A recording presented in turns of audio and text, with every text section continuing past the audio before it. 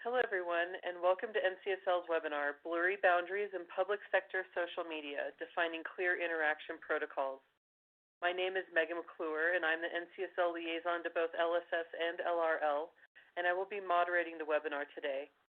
Today's webinar is a platform for information exchange and engagement. Over the next 60 minutes, we encourage participation through our chat box, so feel free to type your questions and answer any questions in the box, which is in the lower left hand of your screen. To begin building some comfortability with the chat function and to also learn who is on the line today, I invite you to type in the state from which you are now calling. I also want to briefly mention the resources. Above the presentation, you will see a couple tabs with one of them labeled Resources. Here you can find and download a PDF version of the PowerPoint. Another tab is labeled Speaker, where you can find the bio of today's speaker. And you can access these tabs at any time during the presentation. Today's webinar is being recorded and will be available on NCSL's website within the week. And now it's my pleasure to introduce our speaker.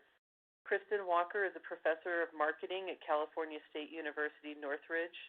Her research interests merge public policy, technology, and marketing to include interactive marketing, social media, big data, and internet privacy. She earned her PhD from UCLA after earning her Master's of Public Administration and a Bachelor's in Business Administration Marketing from CSUN. Take it away. Hello, everyone. How are you today? I'm in California myself, so those of you in California know that we've been dealing with earthquakes. Always exciting. In any case, we have a little less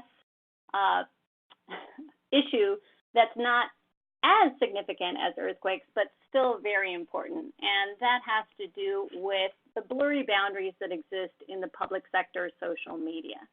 So today what I want to talk about is really how we interact online and how different parts of our social, professional, and personal selves influence those interactions.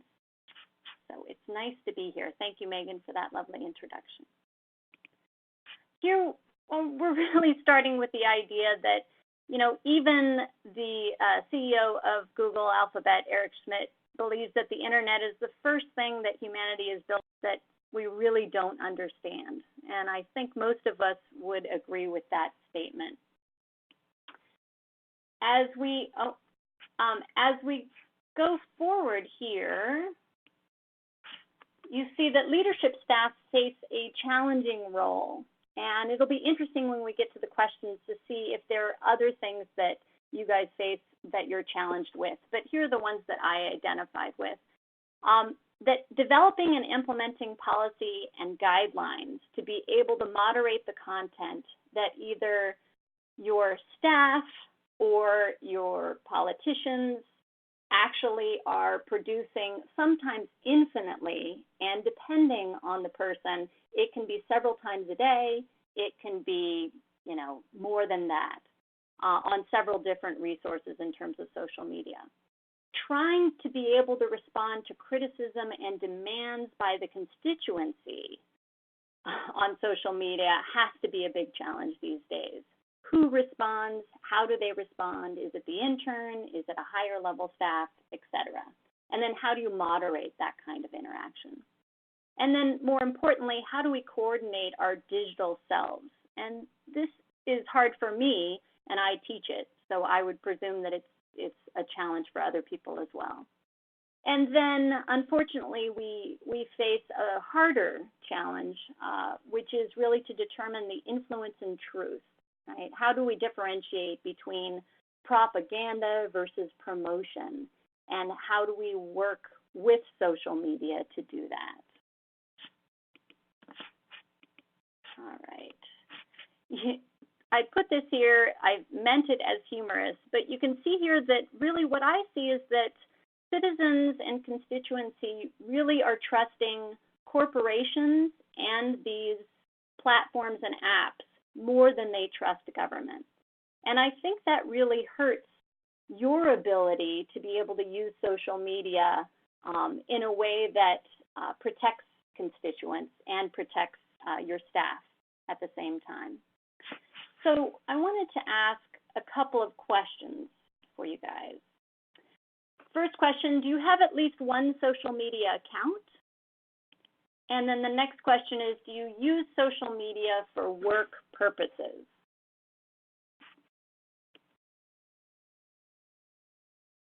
And so I'm looking at this here. I know that there's a lag time. And so I'm checking this out. Most yeses, that's what I'm seeing. So everybody so far has at least one social media account.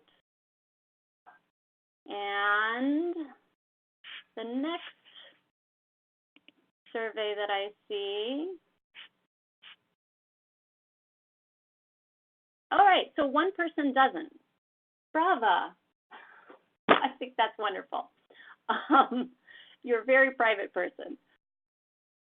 And the rest of us do have at least one social media account. The next one, estimate how, oh, no, that's the first survey. Okay. And then I think we have most people here now. Do you use social media for work purposes? It appears that the majority also use social media for work purposes. So I think this is a really good webinar today, and you'll find it very useful for trying to sort of manage and moderate your digital selves. So here, the next slide says, why do you legislative staff and representatives use social media? This can be for personal connections. It can be to communicate with other staff and representatives, obviously to reach constituents. Discovering public opinion, it's used a lot more these days for discovering public opinion. Promoting issues and points of view, and then obviously for campaign outreach, and we see that increasingly used these days. What there isn't, and I ask this question, is there a distinct difference between personal and professional connections? And the challenge these days is that for most individuals, it's not. A good example is I teach an internship class, and an intern called me the other day and said that his internship supervisor had asked him to share something about the business. And when he said, okay, can I have the login for the business's account? He said, no, I want you to share it on your personal account from that account. In fact, he wanted him to use all of those personal accounts. And you know, that isn't a distinction between a personal and a professional connection, and we had to talk to the supervisor about that. And then where are the boundaries and how are these implemented? And these are being implemented really on the fly, and I believe that most of you would probably agree with that. So my research revolves around exchanging information online, and I got interested in this because probably in 2011, my personal health information was actually released online. And it was an internal view of my heart, and it, along with my name and birthday and social security number. So not exactly the way I had imagined people seeing me online, even though it was part of a research paper that probably not a lot of people saw at the time. But these exchanges of information became very interesting to me. And what I started to realize is that technology actually enables the convenience of the interaction.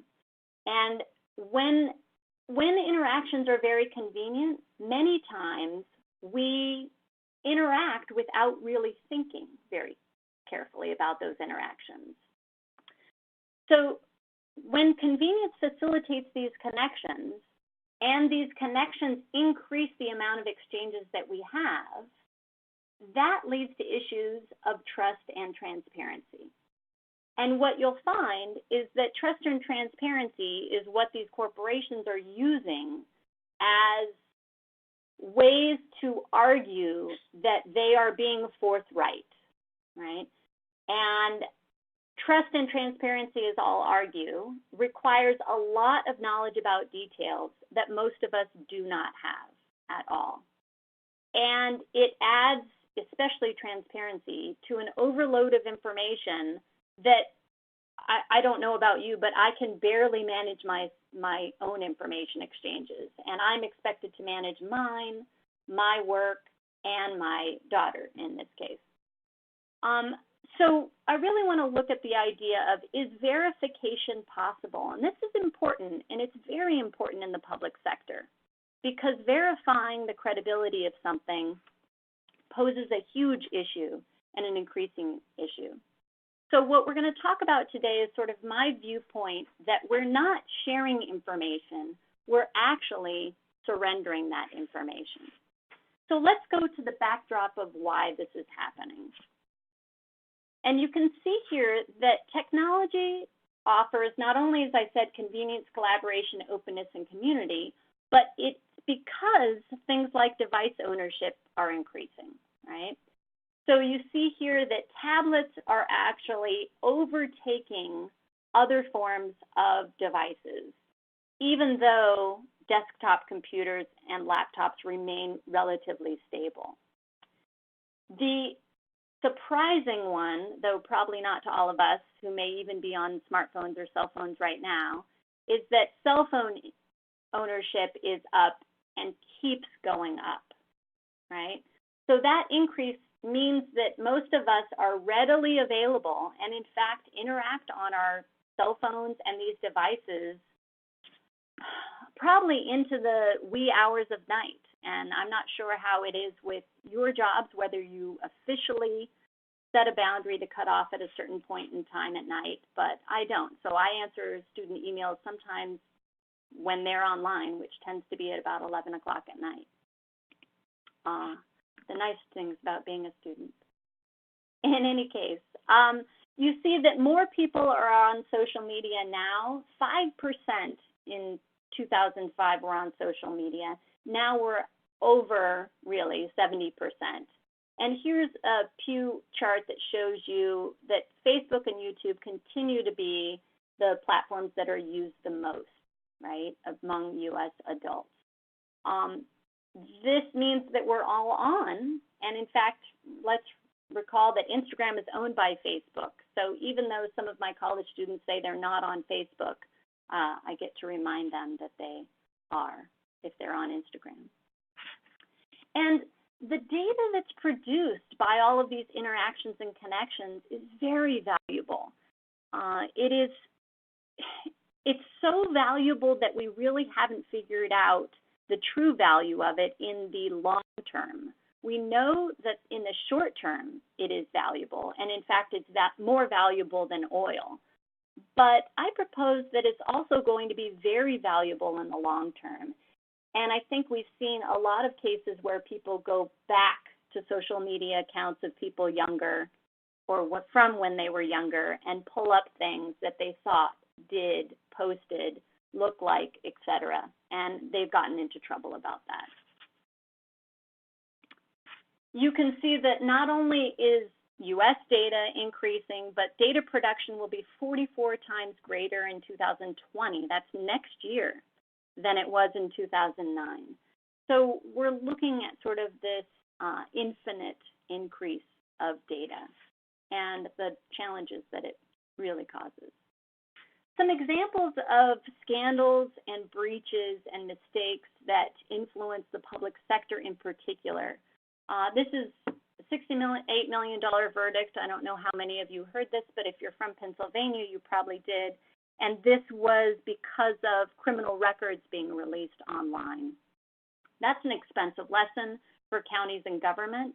And as that case shows, it wasn't with intent. So it's not like they purposely said, you know what, we're going to release this data. But it was available and released, and that led to expensive mistake. The Cambridge Analytica, I'm guessing we're all familiar with that, and the influence with the election. The fact that Facebook gave data access to Chinese firms, and again, these boundaries between these interactions aren't clear. Even in startups, when they have venture capitalists providing funding, sometimes these venture capitalists are foreign firms. So when that happens, and the public sector decides to do something like outsource something to a private sector business, that is going to become an increasing concern as we move forward. Another example is affecting politics in particular is the altered Pelosi videos. So that was a video where it wasn't just a meme. They actually altered her voice to make her sound inebriated, and that, that's going to be an increasing risk. So the technology that exists in Hollywood to change images and to change voices is readily and increasingly available to the layperson. So you can purchase an app pretty inexpensively, or a program or platform, and if you have, I think it is at least 14 hours of someone's voice, this webinar, you could use this webinar and my voice to do that. You can actually alter a voice and have them say something sounding like it was them live. That's going to be a problem. And then the visual is coming soon as well. Another scandal was the idea that deepfakes is really something that people are concerned about. So you saw in campaigns in the past people being concerned about memes. Well, when you have the ability to alter video and audio at the same time, that means that will be an increasing concern.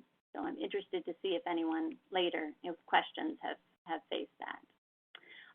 Apple, this is also a competitive issue between companies. Apple has mocked Google's privacy. So here you see that they took out a billboard ad right next to a Google building, Sidewalk Labs, and talked about the fact that Apple isn't using the data for improper reasons.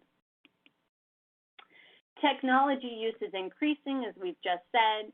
To sum it up, we've exchanged information under conditions and circumstances that we don't really understand at all. We face a data-rich environment. We can find out almost anything online, which is a wonderful gain for us. But we have very few modern or legal regulatory protections. And in fact, we rely on reactive measures. So even, the FTC, as much as it can do anything, it's really reactive. It's fining TikTok and Musically for harming and invading children's privacy. It's not able to necessarily prevent it before it happens. There's an ethical and societal need to increase this protection, especially as we can see the weaponization of data, the quality issues with data. How do you know how many constituents are interested in something? What do you tell your interns and your staff, etc.? So what I'm proposing is that this wealth of information actually creates a poverty of attention, right? When it gets too much, we don't pay attention, and we actually are so overloaded with information that we just readily agree to terms and policies that we don't understand. And these terms and policies actually have so many details that are crucial to those interactions. What you'll hear in a couple of slides is that the idea of privacy policies, it's not to protect individuals. It's to protect corporations. So the idea that, first of all, we don't even pay attention to those privacy policies, but that the privacy policies themselves aren't protective in nature, they're really informative in nature, is an issue of concern. So the unique challenges that the public sector faces, that I would argue that it's very hard not to be on social media these days and be an employee in the public sector. I believe most government offices are forced to have a web page presence, and that web page presence is probably associated, and I know it is in California, with many social media accounts and Twitter accounts, whether verified and not. The idea is to model civility and respect, which I think the public sector can do very well when it wants to. And then encounter citizens who have strong opinions and feelings. How do we interact? This is very much what businesses have had to do for years, and the public sector has had to do with citizens who were upset, right? So when I was younger and I worked at a public pool, I would often get people, when I tried to enforce a rule, who would tell me, I had one guy say, well, here's a nickel. This is the portion of your salary that I pay, and I am entitled to do X, Y, Z because I pay your salary. So that's a challenge, I think. We also need to meet existing guidelines and requirements, yet the guidelines and requirements, as I've already indicated, are not readily in play yet, right? We don't necessarily have a stringent code of conduct, and social media changes so often that policy and the processes for policy that we recognize move much slower. Satisfying the changing needs of constituency, transitional issues with term limits in elections, and then response time expectations, and that's definitely a problem with social media. So we trust and we need to verify, but how do we verify? And this is my model that talks about the challenges and the risks associated with surrendering to technology, as I call it. And the idea is that we're making very fast decisions, and technology sort of demands that of us. We're not able to pay attention to details, and that places us at risk because we're vulnerable. And we're vulnerable because of that uncertainty. We don't really understand, all of us don't understand the back end of technology. These short-term decisions lead to often long-term problems. A few examples of that are waste in manufacturing. It was really great when the assembly line came into play, but the assembly line had a lot of byproducts, and some of those byproducts were toxic. At the time, well, what were we going to do with that? Well, there's a river, we'll just dump it into the river. And then we have to eventually clean that up. Obesity, so you see that fast food seemed great at the time. It solved a lot of family issues. Wasn't necessarily the best health choice for families at that time, and it led to other issues that now the health system is trying to clean up. And then natural and man-made issues. Probably the most recent one that I can think of is a ban, at least in California areas, of plastic straws. And straws by themselves didn't seem like a big issue or problem or challenge. And yet, suddenly, when you add up all of those tiny straws, it turns out to be causing a lot of problems in California, example, in our oceans. So the next slide here talks about these personal, social, and professional challenges. And you'll hear more about this in a video coming up soon. But this is really what I've identified, that there's a personal self, a social self, and a professional self. And we all have to learn how we're going to set clear boundaries around those, yet at the same time remain connected.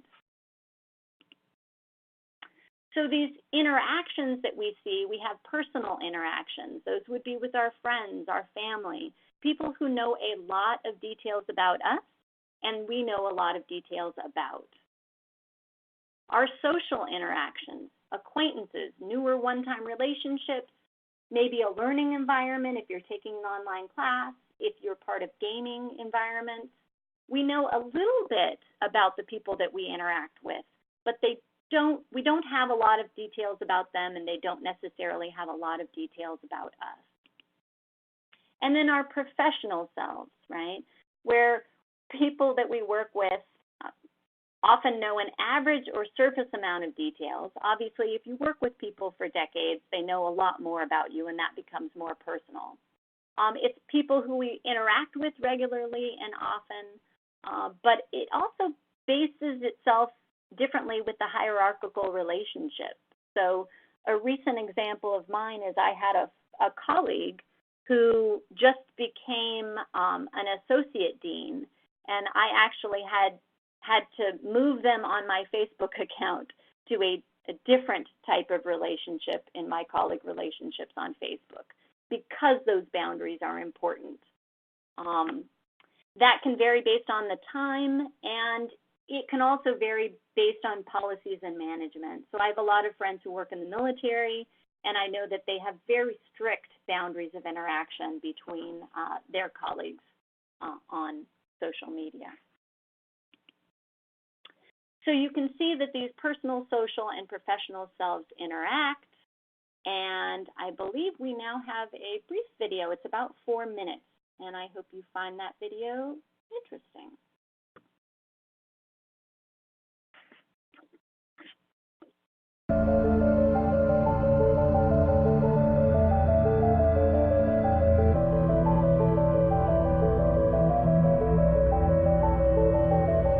The Internet of Everything is allowing us to become increasingly connected.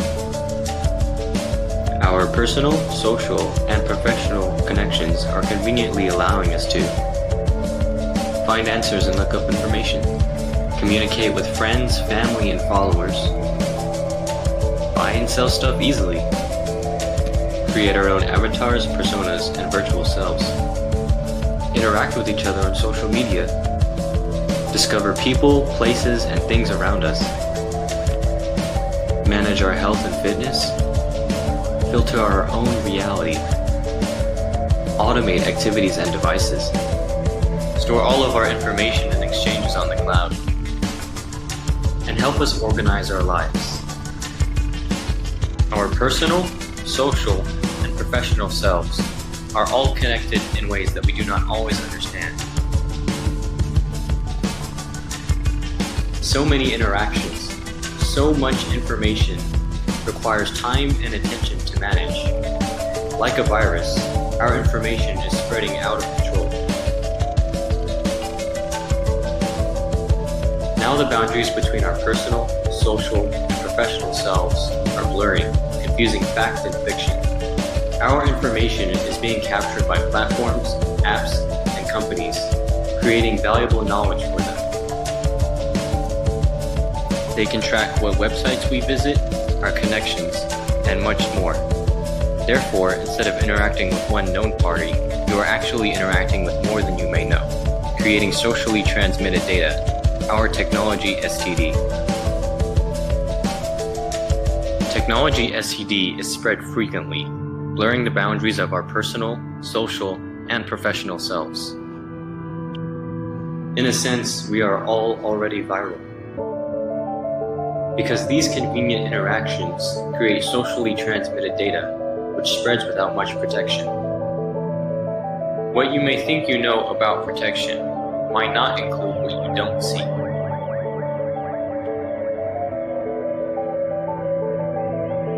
One way people think they're protected is by using privacy settings, which helps to protect your information.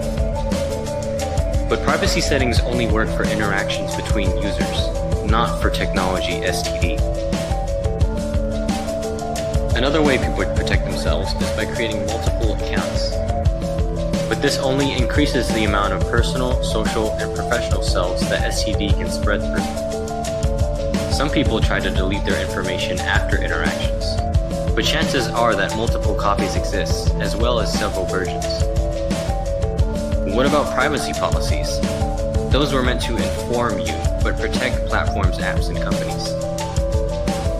And let's be honest, who has time to read all of this for every single platform, app, and company that we interact with? Managing your privacy takes time. Knowing your privacy preference can help. Are you sharing information, or are you surrendering it? Are we putting in more effort to protect ourselves, or less? Are we conditionally sharing, conditionally surrendering, unconditionally sharing, or unconditionally surrendering?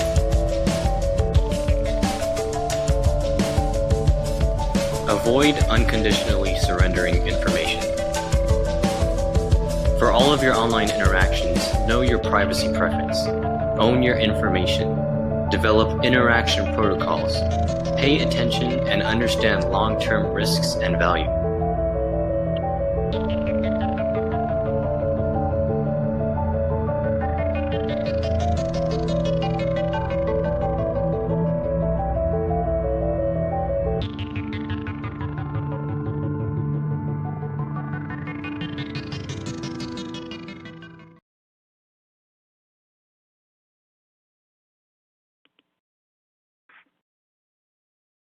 Okay, I believe the video completed. And we have a couple of questions for you now that the video is completed. So the first question is, do you have a separate mobile phone for work and personal use?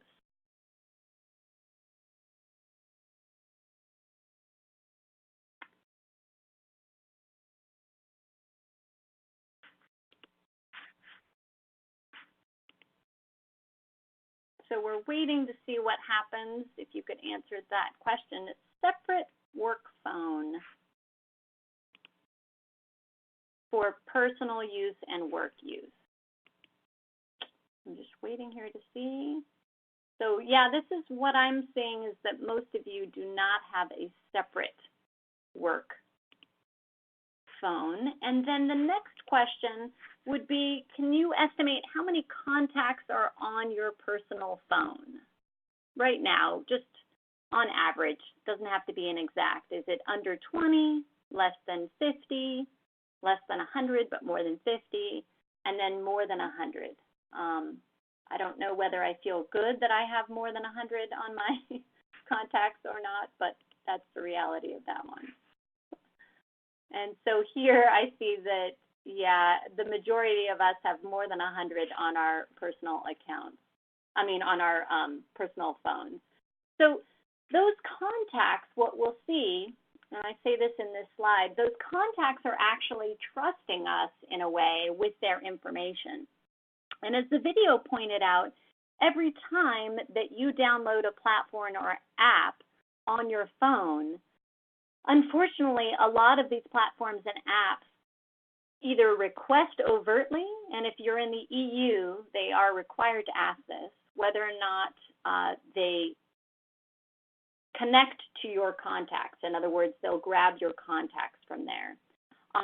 And those frictionless interactions, when it happens automatically, means that you, in a sense, are a data broker.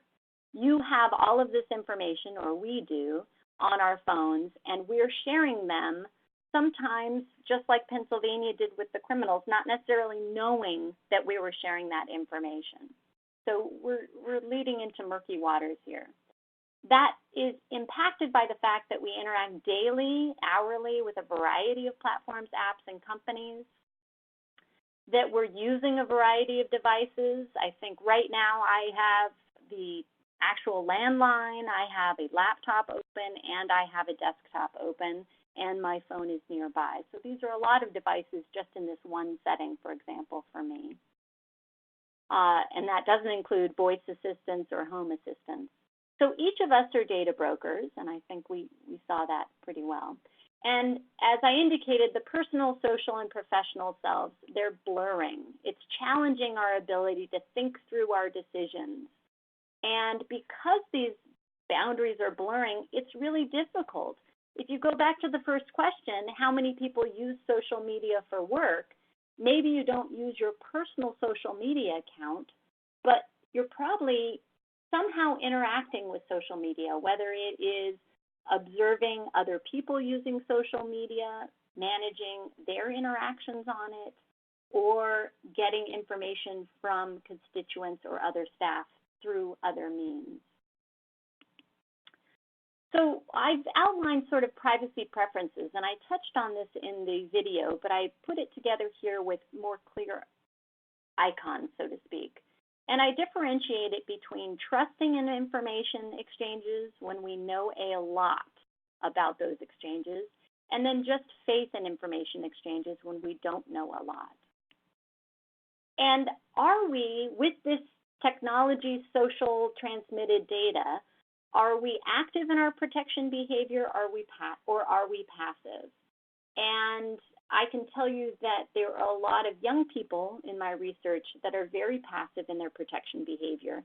Even if they use privacy settings, they still believe that if they create several social media accounts with different names, that that's somehow protecting them, not understanding that their device has an identifying number, their internet service protocol provider has an actual number, and that these aren't necessarily distinct. So I differentiate when you are trusting, you are sharing information. When you only have faith, you're surrendering. When you place conditions, when you're active in your protection behavior, you're conditionally sharing or surrendering. And when you do not do anything, when you're passive, you're unconditionally sharing and unconditionally surrendering information. So these privacy preferences, they differ based on the protection level. They differ whether or not we even understand those boundaries. And you can see that people they didn't even realize that Amazon was listening to home conversations until it was discovered. And Google just last week was discovered that their smart home device actually, they listen to that as well, and they purport to listen to it to improve those services.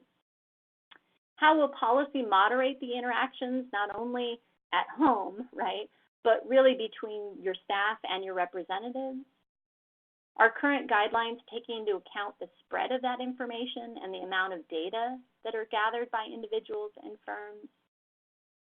And then with interaction protocols, permanence is going to be an increasing issue with all three, personal, social, and professional selves online. We need to develop guidelines for each type of interaction, and I really encourage I think you guys are in a really important space now to be able to kind of manage and moderate this conversation. And that involves not only human resources, but also marketing activities, the outreach portions of this. So I would love to be able to answer any questions or offer any other kind of advice or directions that I can. I am on social media. I have distinct boundaries on social media. My Twitter account is very separate, and you can see me there at MKT Walker. Thank you, Kristen. I have a question real quick as we wait to see if anybody has questions to put into the chat box. You mentioned deep fakes and like the home listening devices like Alexa and Cortana. Is there any new technology that you see coming up in the future that may cause some new concerns to arise as far as privacy? Yes, and I think the new technology that's going to I would say, bleed into every other type of technology is really artificial intelligence. So the very thing that allows deep fakes to happen, the very thing that helps us with these convenient connections is going to get more tangible, per se. I would differentiate artificial intelligence with other types of technology that way. And as it becomes more tangible, it will cause challenges in ways that we don't necessarily understand. So, you know, the idea that you need to still determine boundaries between your professional, social, and personal selves are important. And making sure that we understand, you know, eventually, Megan, you know, we might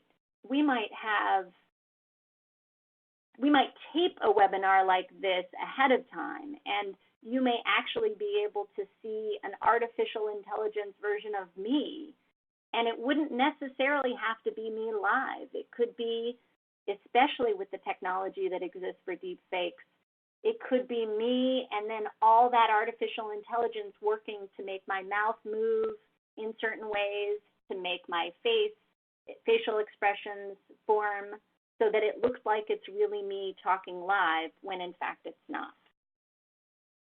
Did that answer your question? Definitely. It's kind of scary to think about. Yes. And thank you for your answer. I hadn't even really thought about AI yet when in the context of what you've been talking about. Kara has a question. She's asking, is there legal guidance out there for public officials moderating comments on their social media? Yeah, I don't believe there is specific legal guidance. We're still relying on the Fourth Amendment in terms of privacy. I can tell you that in marketing, we're determining that a response is best for customers and a quick and nice neutral response, but what most recommendations are is to take that offline now. So in other words, you respond, but you respond in a way that allows that interaction to happen in a less permanent type of means or method. Does that answer Kara's question? I think so. Okay. And if not, she can let us know. All right. She's asking, what are privacy protections or laws, if any, regulating use of personal data to influence elections? Yes. Yeah, it makes me so sad to have to answer these questions in the sense that there really are not, the law has not caught up. So California AB 375 is a nice attempt at protecting privacy, but regulating the use of personal data to influence elections, that's still, we're relying on corporations like Facebook and Google to moderate content on their own, to police things on their own, and then provide audits. So as part of the Cambridge Analytica, not only here it caused problems, but also in the EU, you see a lot of audit results going to the EU and also being provided to the US. So Facebook is right now in trying to come up with a settlement with the FTC to determine how best to deal with this in the future. Awesome, thank you. It looks like we also have a question from James. He asks, on professional Facebook, is it okay to hide rather than delete comments that are clearly designed to give false information and cause trouble? Yeah, and that is a really good question, James, because that's something that you need to work with your office about, and I would encourage you to develop a policy that works best. When you hide it, you have to remember that it still exists. And I understand that when you delete things, it makes it sound like you're trying to control the conversation. So, for example, I believe that the president was just that the decision just came down saying that the president can no longer delete followers from Facebook. I mean, not from Facebook, from Twitter. So he has to allow that conversation or those followers to happen. So the policy has to be very clear. If you're hiding it, you may run into trouble by hiding it. So what we in marketing have found out that sometimes it's best to respond and have both that response and the actual message visible so that you empower constituents to be able to find out the truth that they want to find out. Great, thank you. We have a question from Dylan. What might be the best way to help legislators navigate the complex and challenging divide between their personal social media accounts, which they've had for ages and are using freely, and their public official accounts? Yeah, Dylan, that's a good question too, and that's going to change based on a lot of younger people coming into politics as representatives, because they'll have this huge past that they have on social media, and many of them would like to continue using that.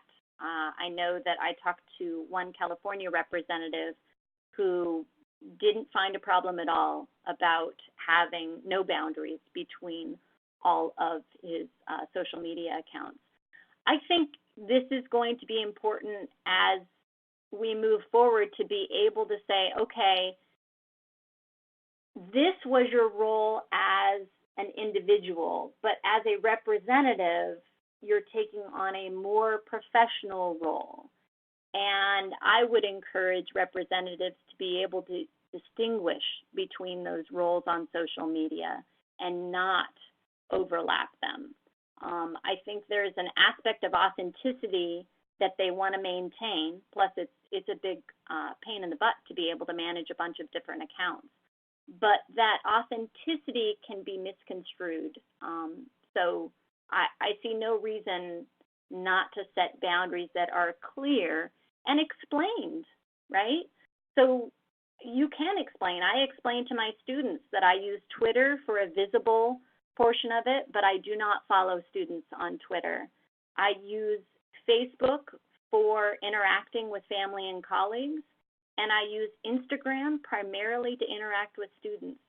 So I have certain social media accounts that operate in each boundary for me, and I found that useful. That's a great idea. I also want to mention that NCSL in 2017 worked with Facebook to come up with a guide for legislators for Facebook. So I'll follow up with a link to that guide after the webinar is over.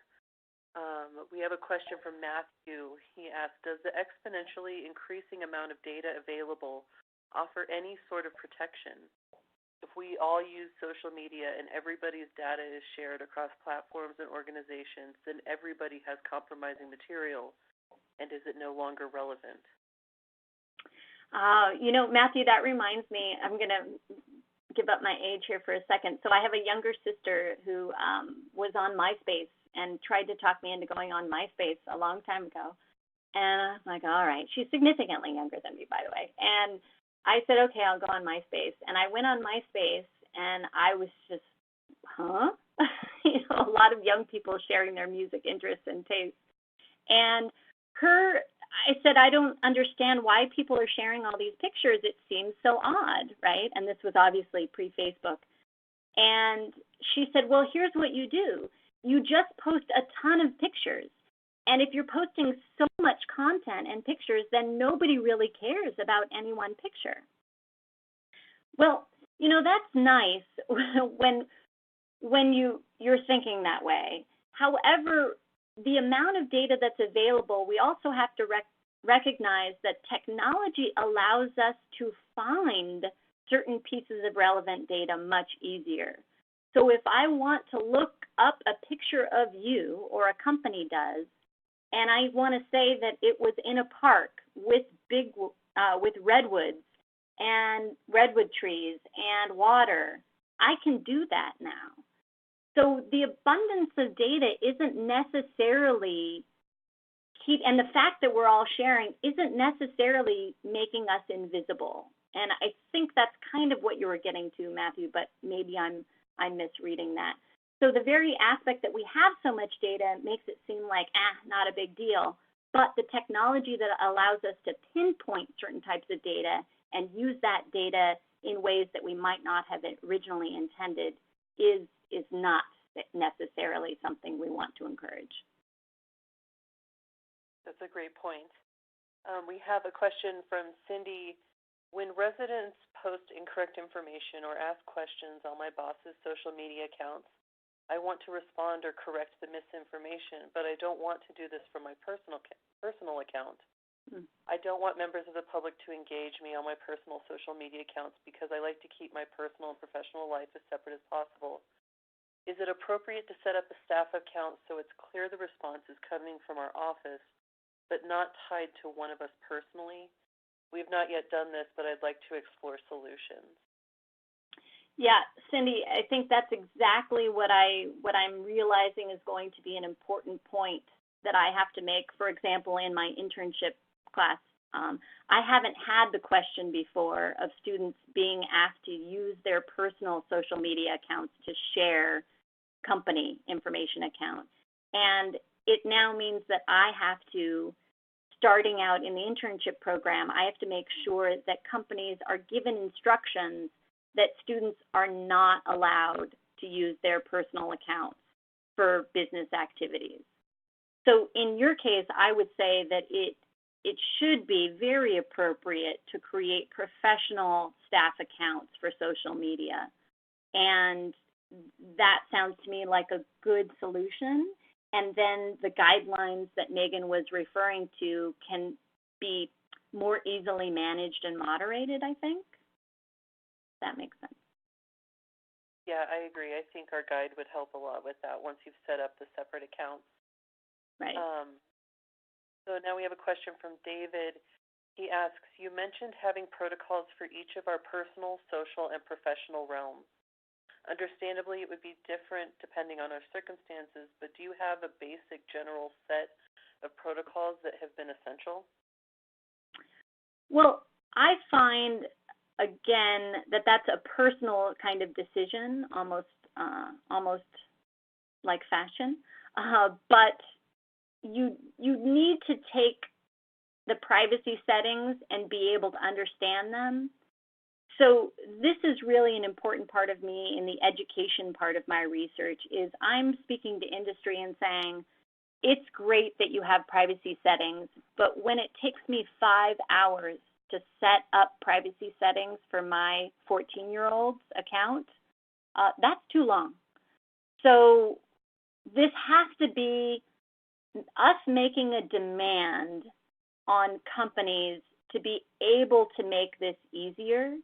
And the basic general set of protocols that I find essential and that I've been able to manage are exactly as I said, like using specific social media tools and separating them out per audience. So it would be, and most people don't do that, but I find it much easier because otherwise I'm managing all these different cells, as you point out, David, on all of these different social media accounts, and that to me is too dizzying. There's only one of me. Great, thank you. And it looks like we have one final question from Patrick. He asks, I'm curious what Dr. Walker's opinion. Is there ever a time that you believe deleting a comment is appropriate? Perception can be everything, but realistically, very few constituents or followers will notice or see the interaction. Yes. Well, the private sector deals with this challenge too. I think the public sector is, this is an increasing challenge because public information is considered to be in the public's purview, right? So I would hesitate. If it was me, I would hesitate to say that, okay, yeah, if you just delete that, that's okay. So, for example, our department office, I'll take that, we're a Cal State University, so in a sense we're public. Well, we are public. And we had a student complain on Twitter for another student. And my social media team at the time alerted me right away. The office was able to look up that person and find out they were not enrolled at CSUN. And then my advice was to continuously respond with, please contact our office for more information. We recognize that you are not, an enrolled student, but still would like to help the student you're talking about. So it's a matter of, if you delete a comment, can you be certain nobody has screenshotted that comment? Can you be certain nobody is following that comment? I understand what you're saying, that realistically few constituents, followers were noticed, but it only takes one to, have done that and then cause a problem. So in terms of authenticity, I would say visible, polite, civil responses that direct someone to a live person is the best form of action that I find in the long run, especially with the permanence of data these days. Great. Thank you, Kristen. So I'm not seeing any other questions coming in, but if anybody has some questions that they think of afterwards or anything, feel free to email either Kristen or myself. Both of our emails are provided. With that, I'd just like to thank everyone for attending today's webinar. As mentioned at the beginning, a recording of the webinar will be available in the NCSL webinar archive within the next few days.